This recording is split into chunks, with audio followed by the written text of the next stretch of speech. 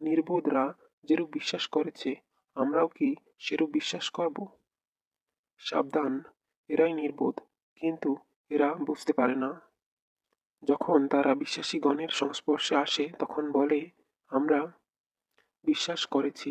আর যখন তারা নিভৃতে তাদের দলপতি গণের সাথে মিলিত হয় তখন বলে, আমরা তো তোমাদের সাথেই রয়েছি, আমরা শুধু তাদের সাথে ঠাট্টা তামাশা করে থাকি।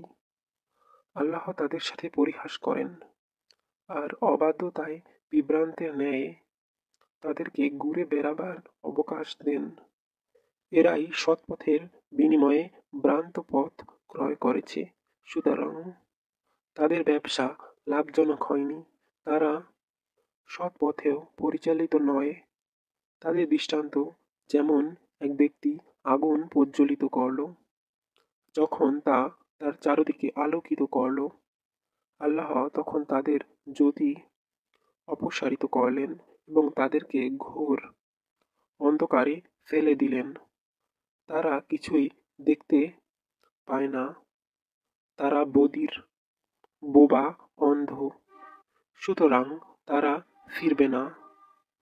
কিংবা যেমন আকাশের মুষলধারা বৃষ্টি, যাতে রয়েছে ঘোর অন্ধকার, বজ্রধ্বনি ও বিদ্যুৎ চমক। বজ্রধ্বনিতে মৃত্যু ভয়ে তারা কানে আঙুল দেয়।